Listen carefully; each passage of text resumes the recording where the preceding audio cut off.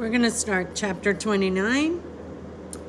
And this one is Jacob arrives in Paddan Aram, right? So let's see what happens when he gets to his uncle's house. He's going to his uncle's house. Then Jacob continued on his journey and came to the land of the eastern peoples.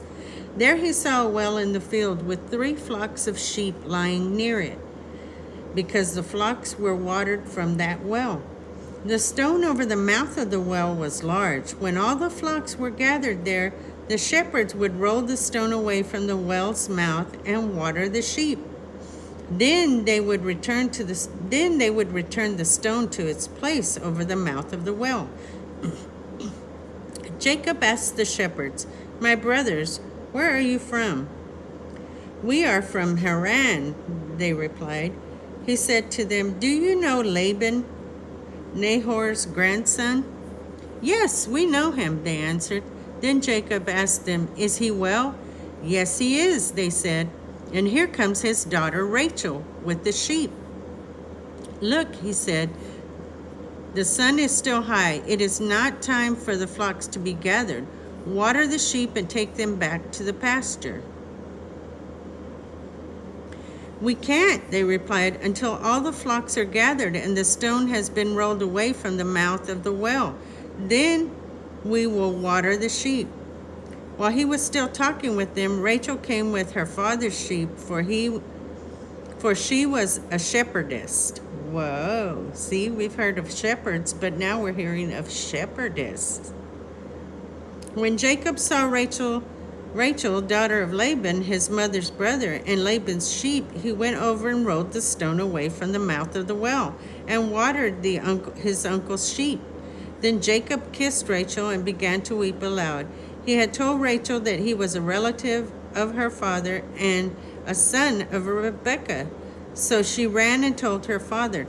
As soon as Laban heard the news about Jacob, his sister's son, he hurried to meet him.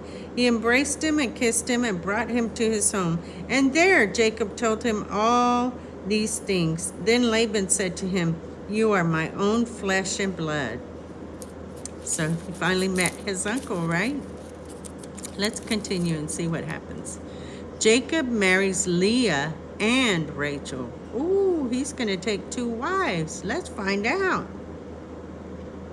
After Jacob had stayed with him for a month, Laban said to him, "Just because you are a relative of mine, should you work for me for nothing? Tell me what your wages should be." Now Laban had 2 daughters. The name of the older one was Leah, and the name of the younger one was Rachel. Leah had weak eyes, but Rachel was lovely in form and beautiful. Jacob was in love with Rachel and said, "I'll work for you 7 years in return for your younger daughter, Rachel." Wow, that's a long time to work, huh? 7 years for a wife. Laban said, "It's better that I give her to you than to some other man. Stay here with me." So Jacob served 7 years to get Rachel, but they seemed like only a few days to him because of his love for her. Then Jacob said to Laban, "Give me my wife. My time is completed, and I want to lie with her." So Laban brought together all the peoples of the place and gave a feast. But when evening came, he took his daughter Leah and gave her to Jacob, and Jacob lay with her. And Laban gave his servant girl Zilpah to his daughter as her handmaid servant. When morning came, there was Leah. So Jacob said to Laban, "What is this that you have done to me? I served you for Rachel, didn't I? Why have you deceived me?" Laban replied, "It is not our custom here to give the younger daughter in marriage before the older one. Finish this daughter's bridal week, then we will give you the younger one also in return for another 7 years of work." Say what? Now he has to work another 7 years to get Rachel? Woo, that's a long time. And Jacob did so. He finished the week with Leah, and then Laban gave him his daughter Rachel to be his wife. Laban gave his servant girl Bilhah to his daughter Rachel as her maidservant. Jacob lay with Rachel also, and he loved Rachel more than Leah, and he worked for Laban another 7 years. Wow. Jacob's children. Wow, he has children. Let's find out.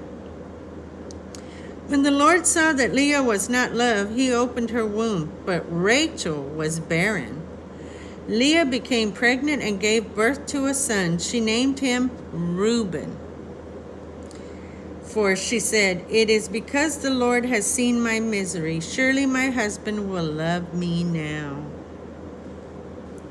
She conceived again, and when she gave birth to a son, she said, "Because the Lord heard that I am not loved, he gave me this one too." So she named him Simeon.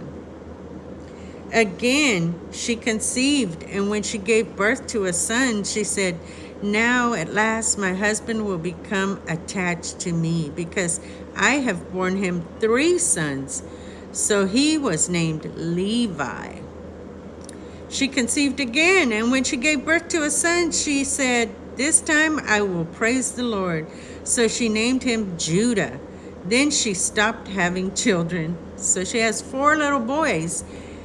Leah has 4 little boys, and Rachel has 0. Okay?